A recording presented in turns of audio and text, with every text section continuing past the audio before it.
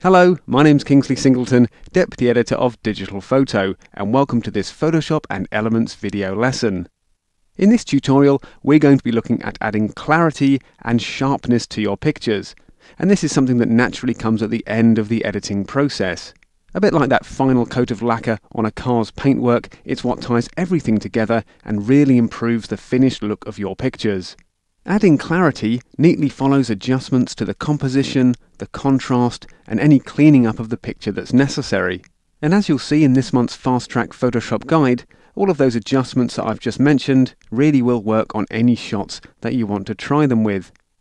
And just to prove the point, here's how our image started out, and simply by working through the different steps within the guide, we've improved the composition, just adding a bit of canvas there and cloning in that blank space. We've cleaned up the background of the image, and we've also sorted out the contrast, brightening the subject and making the lighting in the picture seem much more well balanced. Then it comes to adding clarity, and that's what we're going to look at in this lesson. Now, when we talk about clarity in a photo, it's tempting to just think in terms of sharpness.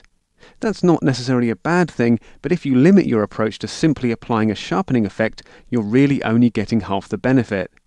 Clarity is more than just sharpness, it's about how clearly and efficiently your attention is drawn to the subject. That's why in this lesson we're going to look at improving the clarity of a picture not only by applying sharpness, but also by subtly blurring the background behind, making the in-focus areas seem all the more crisp and clear.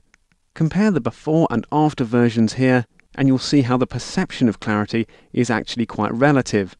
The actual sharpness of the subject remains the same, but the sense of it is greatly increased by offsetting it against blurred areas. I'm going to show you how to apply this effect and also some of the pitfalls to watch out for along the way. So let's just close down our example image now, and we'll bring up our start image on screen, and that's just called Scully.jpg, and you'll find it on this month's disk. Now, the first thing that we're going to need to do to ensure that our subject stays nice and sharp when we apply our blurring effect to the background is make a selection of it, just fencing off those pixels that we want to remain sharp from those that we want to soften.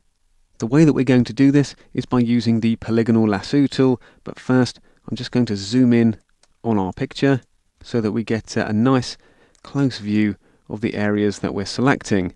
Then it's over to the toolbox. Click and hold on the regular lasso tool, and the polygonal lasso tool will appear in the flyout list. Select that one, and then before we start making the selection, just come up to the options bar, check that new selection is highlighted, that the feather is set to 0 pixels, and that anti-alias is ticked. And then we can simply start clicking very carefully around our subject, just following the very edge there, and holding down the spacebar to bring up the hand tool so we can sort of shift our picture along, and then we'll just continue to slowly and evenly click around the outside of the subject. Now, something that quite often happens when you're making a selection is you click too fast and this happens. The selection is finished, the marching ants appear, and you think, oh, I've got to start all over again. Fortunately, we don't need to do that in Photoshop. We can actually add to the selection so that we don't go right back to the start and waste all that time. If you want to do that and you found yourself with an incomplete selection like this one, just come back up to the options bar, click on the Add to Selection icon. You'll see a small plus sign appears next to your polygonal lasso tool, and then you can continue to click around the subject, just taking in those areas, as I said, that you want to remain in sharp focus. And something that's actually quite handy to do is just remember where your starting point was, and then to kind of offset even the slightest danger of double clicking and losing your good selection, you can actually just kind of select it in chunks, as I'm doing here. So we just add to it bit by bit. And believe me, that's a lot more simple than having to make the whole selection all over again. So with that in mind, we'll just continue to work around the outside of the subject, and because this is going to take me a few minutes to do, I'll join you in a moment. Okay, so here we are back with our subject fully selected, and if I just scroll around the picture, you'll see that we've made quite a nice accurate selection here, just taking our time when working around the edge, and there are these little bits here as well where we've used the subtract from selection icon just to kind of cut out those areas that are showing through her collar. So coming back out to a full view, we'll just hit Control and minus a few times to zoom out. You'll see that I haven't actually selected all the way down to the bottom of her feet there, and I'm not being lazy. There's actually method in the madness here, and I'll explain why in a moment. What we're going to do first though is just use the Refine Edge button up here in the options bar, and we're going to set our feather radius to 0.5 pixels. If I just zoom in on the image, you'll be able to see why.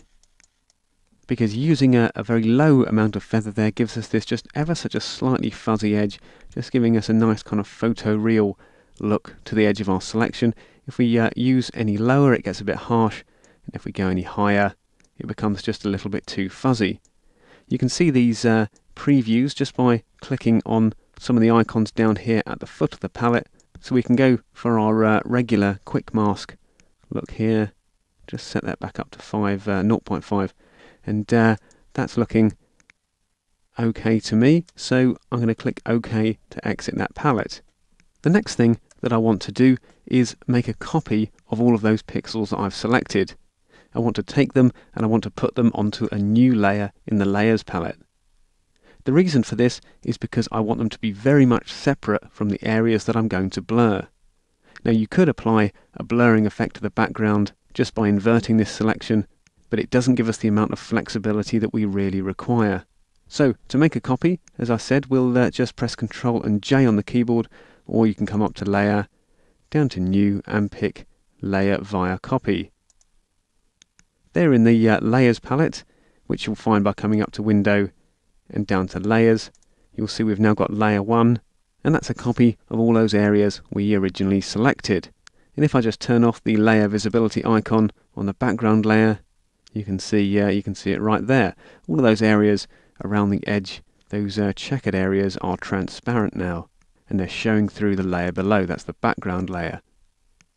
What I want to do next is leave these copied pixels alone and click back on the background layer.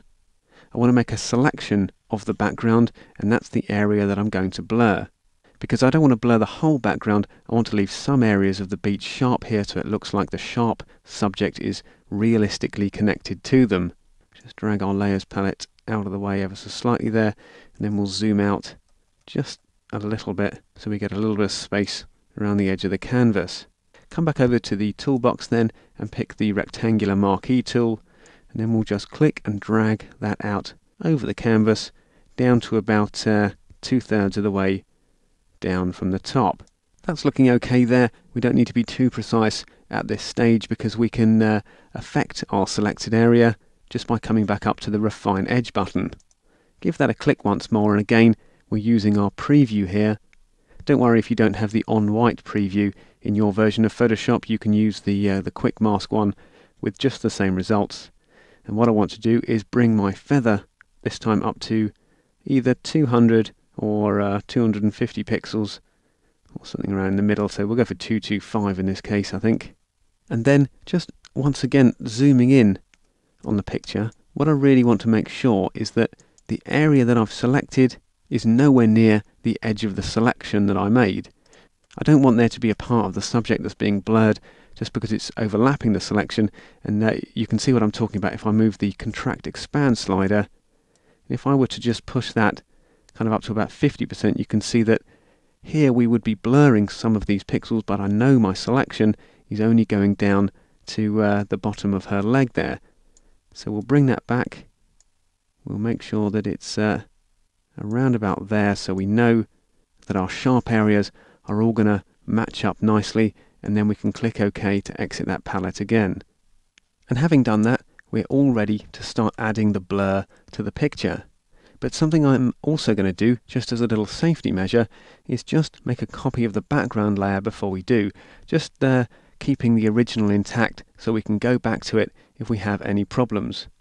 The way I'm going to do that is just by clicking on it and dragging it onto the Create New Layer icon there at the foot of the palette, and there we see we get background copy. It's exactly the same as the original background, and we'll just keep this one in reserve.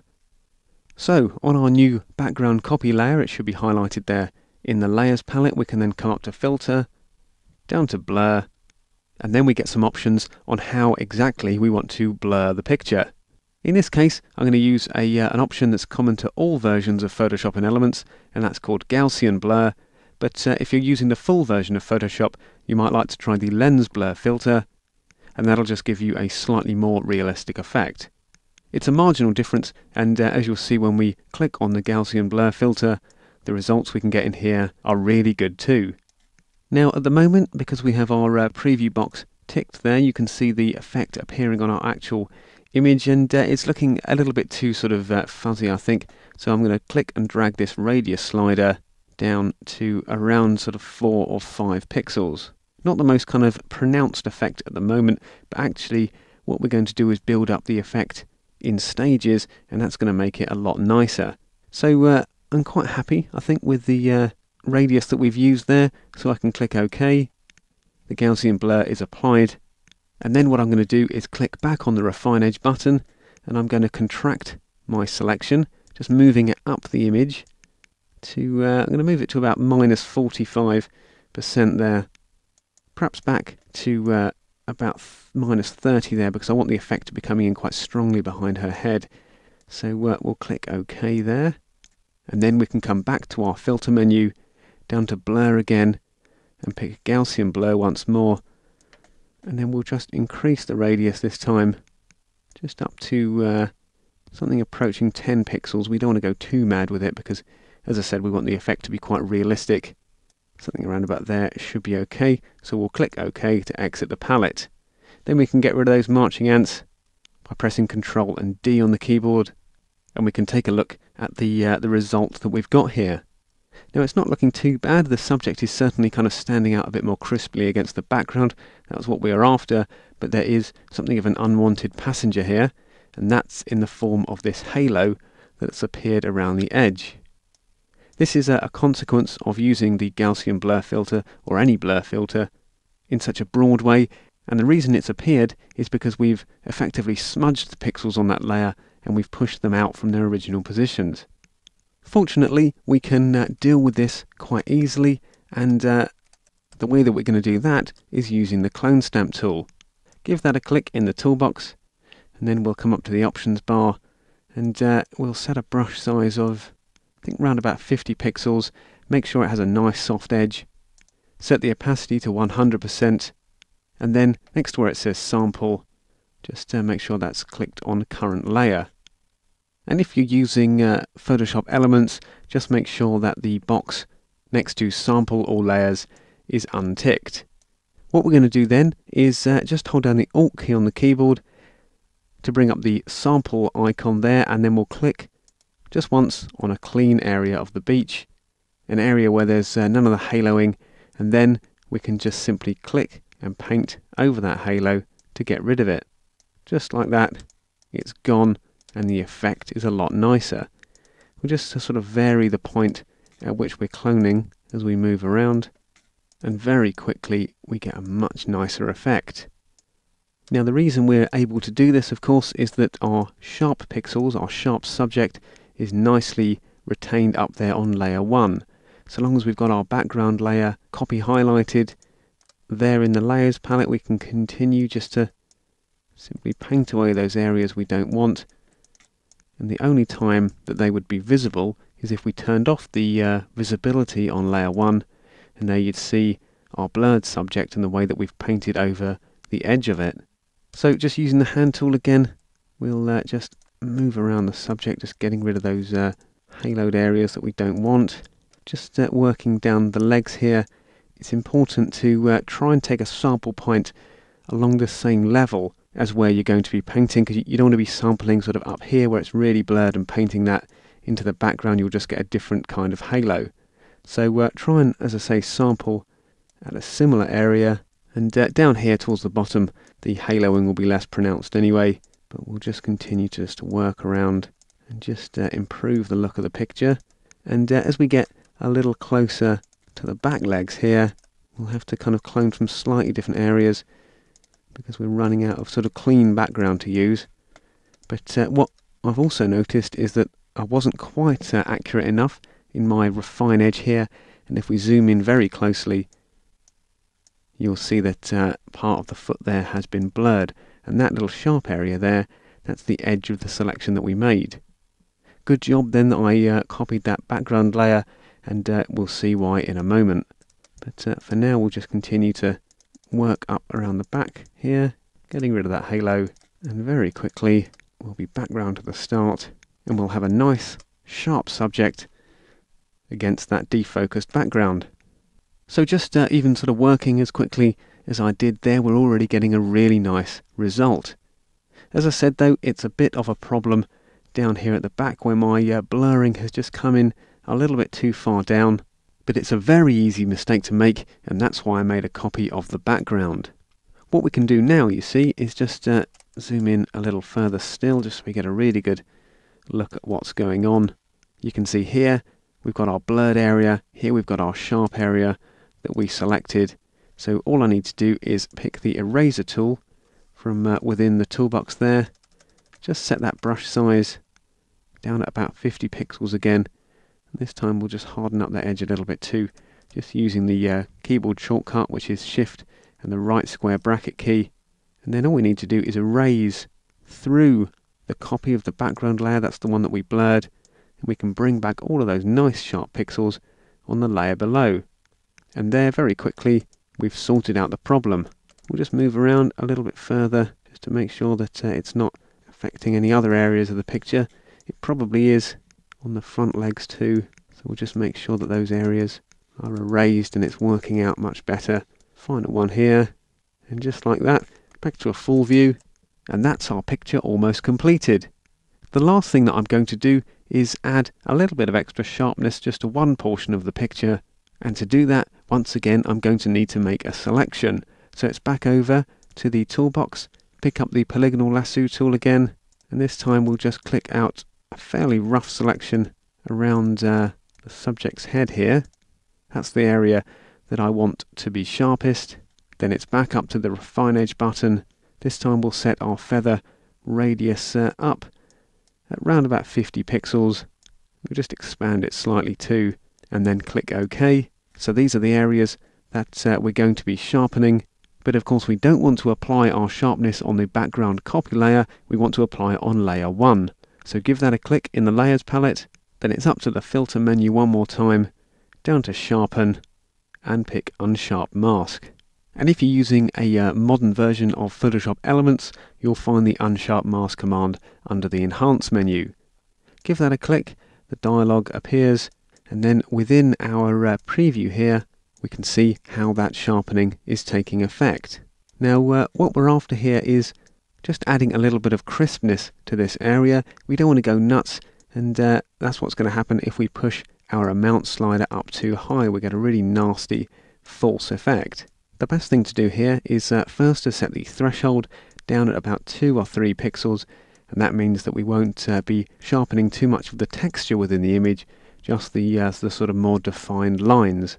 Next, set the radius to a nice low setting of around 1 pixel, and finally we'll bring that amount slider, in this case down to about 60 or 70% I think. As I say, just adding a little bit of extra crispness to those areas without getting sort of any nasty ugly halos. Okay, so that's looking pretty good for our added sharpness. We can click OK, then press Ctrl and D to get rid of the marching ants. And that's how easy it is to improve the clarity of your pictures. We've gone from a fairly sharp background here. It wasn't exactly fighting the subject, but nor was it the best background in the world, and just in a few short Photoshop steps we've created something a lot more pleasing. The subject seems a lot sharper and clearer now because it's sitting against those defocused areas. And the really great thing is this is a technique that you can apply to virtually any subject that you like. Yes, it works really well on portrait and wildlife images, but if you've got a landscape image with a subject that you want to make a lot stronger in the composition, give it a try on that too. It's easy to apply and the effects are well worth it.